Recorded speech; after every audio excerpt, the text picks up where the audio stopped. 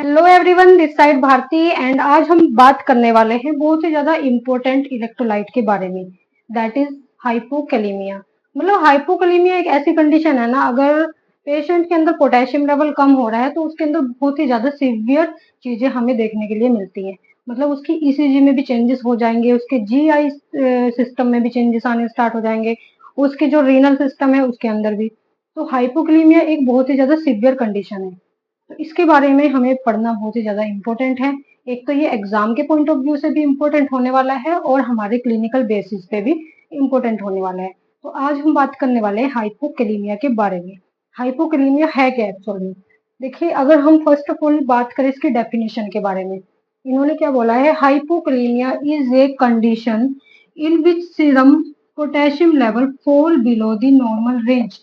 तो क्या है, हाइपोकैलेमिया एक कंडीशन है, कोई बीमारी नहीं है। फर्स्ट ऑफ ऑल तो एक कंडीशन है ये, जिसमें क्या हो रहा है भाई, हमारा जो पोटेशियम लेवल है वो अपने नॉर्मल रेंज से भी क्या हो रहा है, कम हो गया है।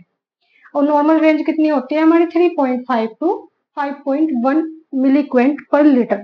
तो क्या है, मतलब मिनिमम होनी चाहिए 3.5 और मैक्सिमम होनी चाहिए हमारी 5.1।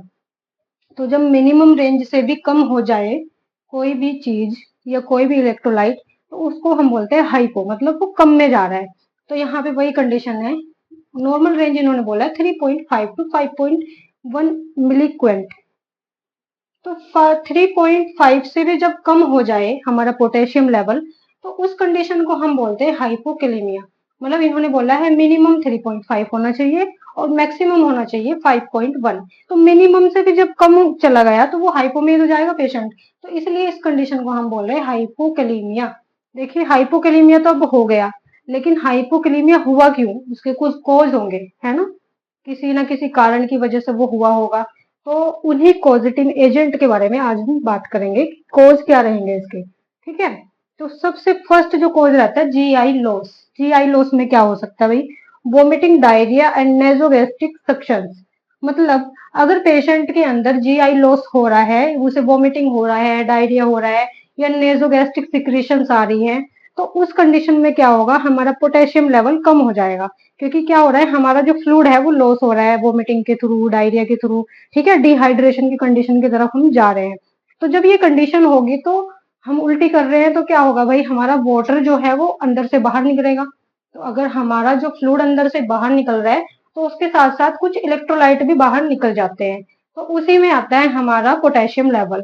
तो पोटेशियम भी कम हो जाएगा बॉडी के अंदर, जब बाहर निकलेगा तो कुछ मैग्नीशियम भी कम हो सकता है ना। तो ये सारी चीजें बन सकती है। तो वोमिटिंग और डायरिया क्या कोज कर रहे हैं भाई, हाइपोकैलेमिया।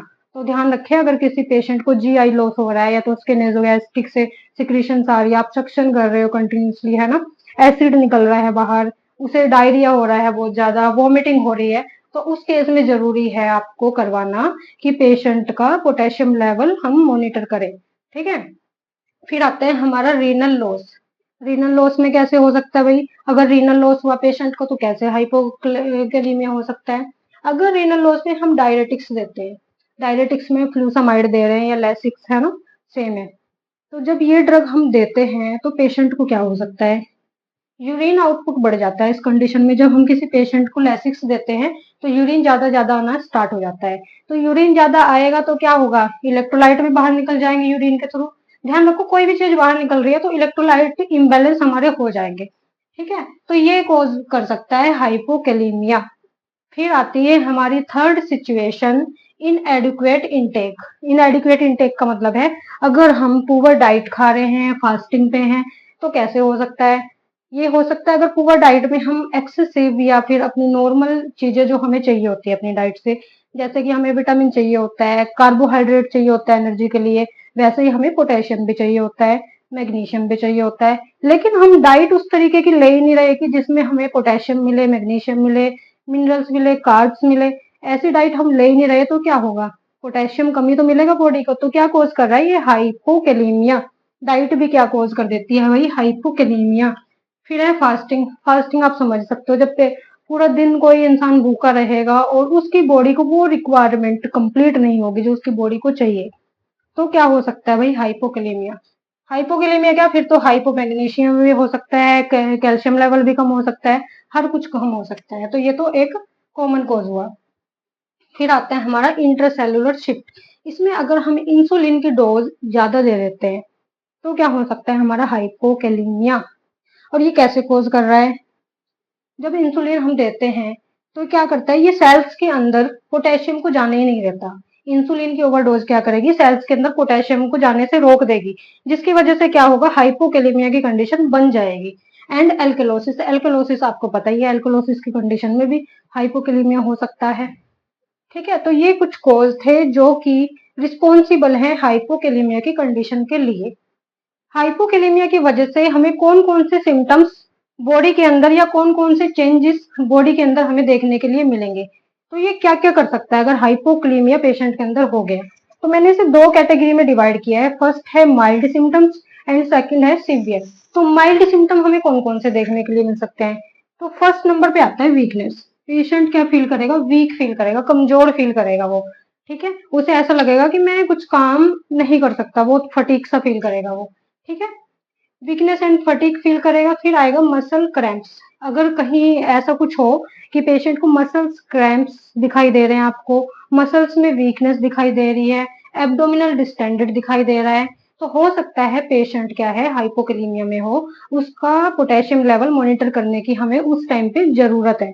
तो ये माइल्ड सिम्टम हमें क्या होते हैं, शो होते हैं जब पेशेंट पोटेशियम लेवल कम होता है। ठीक है, फिर आप जाते हैं हम सिवियरिटी की तरफ। अगर ज्यादा ही हाइपोकैलिमिया है पेशेंट को, मतलब 2 या 1.5 समथिंग के आसपास है, तो क्या क्या पेशेंट को हो सकता है। देखिए, पैरालाइज हो सकता है पेशेंट को, पैरालाइज की कंडीशन देखने के लिए मिल सकती है। ये वैसे रेयर होता है, लेकिन अगर ज्यादा सिवियर हाइपोकैलिमिया है तो पैरालाइज भी हो सकता है। ठीक है, फिर आता है रिफ्लेक्सेस जो होंगे उसके कम हो जाएंगे, अरिथमियाज देखने के लिए मिलेंगे हमें। ईसीजी में क्या क्या चेंजेस देखने के लिए मिलेगा, आपने देखा होगा जब आप ईसीजी दिखाते हो किसी भी मेडिकल ऑफिसर को, अपने डॉक्टर को, तो वो ईसीजी देख के बोलता है कि आप पोटेशियम लेवल बताओ मुझे इसका, या फिर पोटेशियम लेवल चेक कराओ। तो इसी वजह से पता चलता है कि पेशेंट के अंदर पोटेशियम लेवल कितना होगा, मतलब कम है। कम है तो क्या क्या देखने के लिए मिलेगा, टी वेव क्या हो जाएगी, हमारी फ्लैट देखने के लिए मिलेगी। यू वेव भी हमें फ्लैट देखने के लिए मिल सकती है।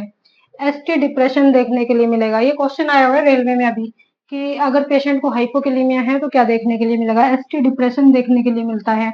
ठीक है, तो ये सारी चीजें क्या मिलेंगी, हमें देखने के लिए मिलेंगी। ईसीजी में चेंजेस मिलते हैं, टी वेव फ्लैट हो जाती है, यू वेव भी फ्लैट देखने के लिए मिलती है समटाइम, और एसटी डिप्रेशन हो जाता है। तो इसीलिए ईसीजी से देख के ही डॉक्टर बता देते हैं कि पेशेंट क्या है, हाइपोकैलिमिया में है।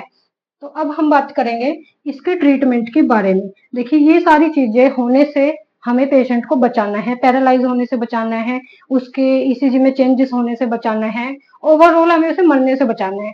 तो क्या करना है, हमें पेशेंट को मैनेजमेंट देनी होती है। तो ट्रीटमेंट हम पेशेंट की सिवियरिटी के अकॉर्डिंग देते हैं, जैसा उसका पोटेशियम लेवल वैसा ही उसका ट्रीटमेंट। अगर आपको लग रहा है पोटेशियम लेवल उसका 3 है या फिर 2.5 है समथिंग, है ना, या 2 के आसपास है, तो उसे जरूरी नहीं है कि तुम एकदम से भाई पोटेशियम इन्फ्यूजन चला दो या कुछ कर दो, है ना। तो सिवियरिटी के अकॉर्डिंग क्या है, ट्रीटमेंट दिया जाता है पोटेशियम का। और ये एक हाई अलर्ट मेडिकेशन है, ये तो पता ही होगा, विदाउट डॉक्टर की प्रिस्क्रिप्शन के हम पोटेशियम पेशेंट को नहीं दे सकते। तो क्या है वही मैनेजमेंट, क्या क्या देंगे हम, first of all oral potassium supplement देंगे। अगर पेशेंट का क्या लग रहा है हमें बॉर्डर लाइन पे है, 3.5 से कम हो गए, कितने पे चला गया वो, 3 पे चले गया या 2 पे, 2.5 पे चले गया।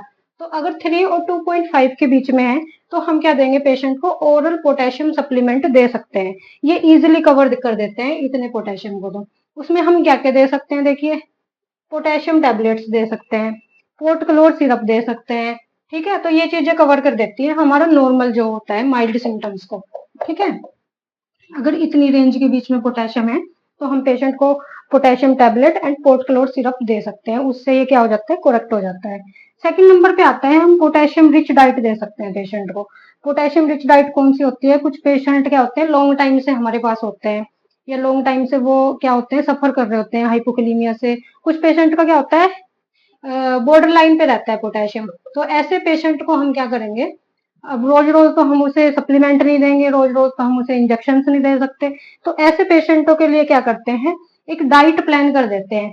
तो डाइट प्लान में हम क्या क्या करेंगे, हम उसे बोलेंगे कि देखिए, आपको बनाना खाना है, ऑरेंज लेना है अपनी डाइट में, स्पिनच लेना है, पालक लेना है, कोकोनट वाटर पीना है पर डे।